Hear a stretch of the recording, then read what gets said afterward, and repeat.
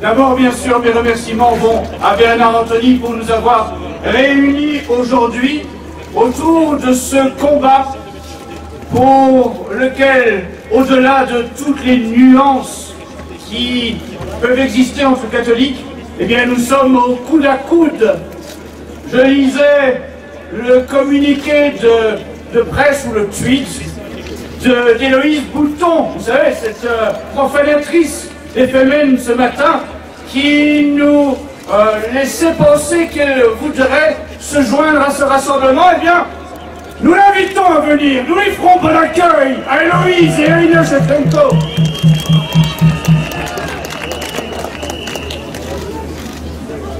Bernard Anthony m'a demandé de vous parler de ces artistes de la provocation inutile.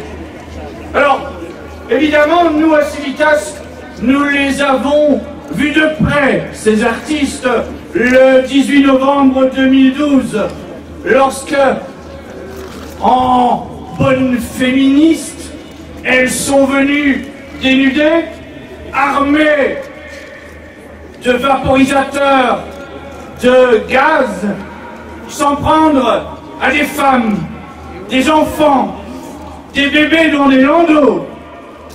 Là, elles ont montré leur vrai visage, c'est Yen.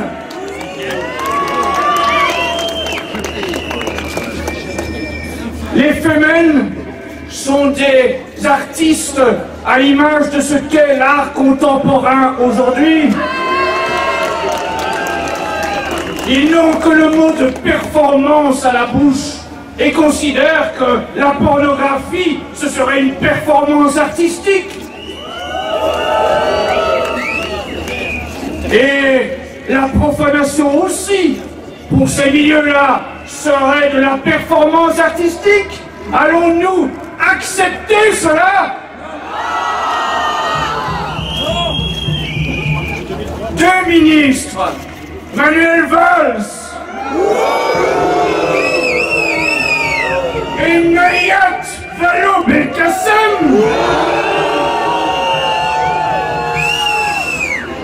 ont utilisé l'expression de provocation inutile. Qu'est-ce que ça signifie? Qu'avant qu'elle profane la Madeleine, il y aurait donc eu des provocations utiles selon le regard de ces ministres? Oui, sans aucun doute. Les connivences entre le régime et les fémènes témoignaient bien que selon ces ministres, il y avait de la provocation utile pour salir l'image des résistants, des défenseurs de la famille. Il fallait que les femmes, avec Madame Forest, occupent les plateaux de télévision pour se présenter comme des victimes, elles qui sont du côté de l'agression, de la profanation, de la violence, de l'extrémisme, parce que l'extrémisme, ce sont les femmes. Alors, quand M. Valls, éternellement attaché à l'État d'Israël, comme il nous l'a dit, quand M.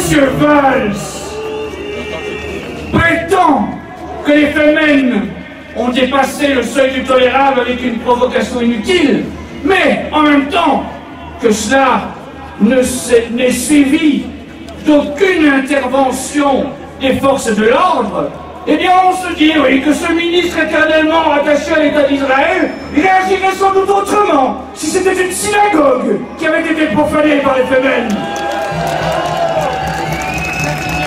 Et ce pas de mesure des plus hautes autorités de l'État nous scandalise. Il provoque en nous la colère, oui. Cette colère qui s'est déjà exprimée il y a 15 jours. Cette colère qui n'est toujours pas apaisée au vu de l'attitude scandaleuse de ce gouvernement. Alors, plus que jamais, n'oubliez pas l'esprit de résistance qui doit nous animer. Et n'oubliez pas que nous ne devons jamais lâcher nos adversaires. Nous devons les suivre à la trace nous devons les identifier et ensuite les clouer au pilori jusqu'à ce qu'ils ne se relèvent pas. Merci.